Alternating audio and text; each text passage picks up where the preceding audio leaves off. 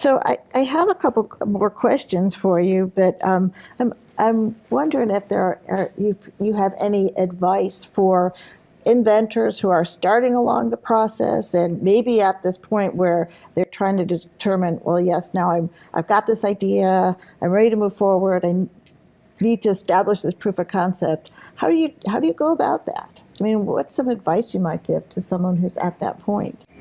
Just do it? I think you have to just try. Just give it a try and learn from your failures, I think, is really a valuable lesson too, because if you have an idea that seems to be far-fetched, there's so much technologically possible now, and I think that sometimes we get bogged down with too much information, and not all the information that's out there is right. And so it doesn't necessarily mean that your initial failure is where you should just stop and give up. Back up and try to come at it from a different angle. What do you add? Well, again, I think it all depends on if you have an idea of something that, it's just got to work.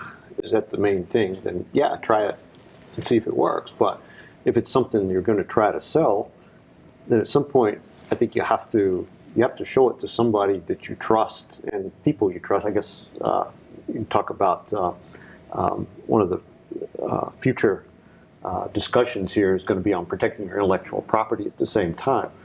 But I think, if it's not going to sell, then you need to find out early. Just like the same thing, if you're going to find out if it's going to work, you need to find out early as well. So at the university level, where do you find those collaborators or those people that could be on your team to help you maybe move it forward? Besides Marty Van Scott in her office. Well, that was going to be my first. Ask around. If there's enough people that have been around a while who know people here and there. And again, I think it's we have a wealth of knowledge in a lot of different areas here on campus. And we probably don't utilize it as much as we could a lot of times. Do you start by asking people just in your department? I probably would. Yeah. How about you? Probably not just in my department. If I wanted to work on a project in a different field or in a different other college in the school, I would reach out. So far, I've been reached out to a couple of times and just, can you help us with this kind of design problem, graphic design problem? And I love getting those emails because I love being able to help people with what I know. And so far, what I've seen in my little over a year here has been an openness to collaborate, and not just in the School of Art and Design, but among other people. I went through the Engaged Outreach Scholars Academy with some other people here, and that seemed to be a really good networking piece. And it really showed me that people do want, professors here and others really want to engage across disciplines. So I would just ask, yeah. If there's a demand for the idea that you have, I think that it's not difficult to find people who would be interested in helping or providing feedback about whether they can help you directly with that or provide counseling feedback on things. And networking within the school is very valuable. For basic sciences, there are a number of conferences that go on every year, and you can find out what other people are doing, things that haven't been published yet, and get ideas about how your work might fit in, and you can talk with other people about that kind of thing. And so networking with others that are in the same discipline as you is a good resource as well. And I think that searching for people that aren't so focused on just one part of their work.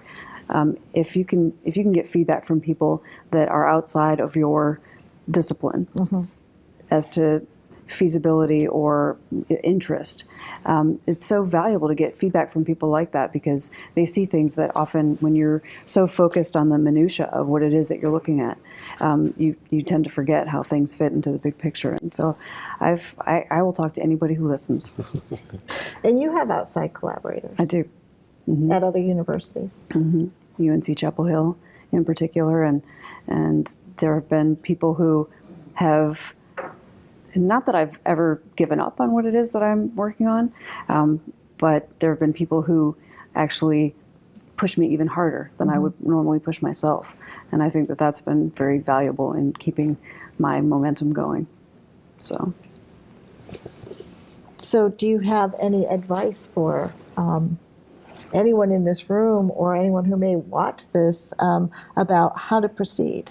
Like, what's the best way to proceed with proof of concept? Don't stop. From my experience, the projects that I have waited on and not really kind of pushed forward on, either they just lose momentum and kind of peter out, in which case maybe you just didn't have enough passion to kind of follow through with it in the first place. But really continue on. If you seem to hit a roadblock, then how do you keep moving past that specific roadblock? Right. But if it stalls up, projects are really hard to get back going. So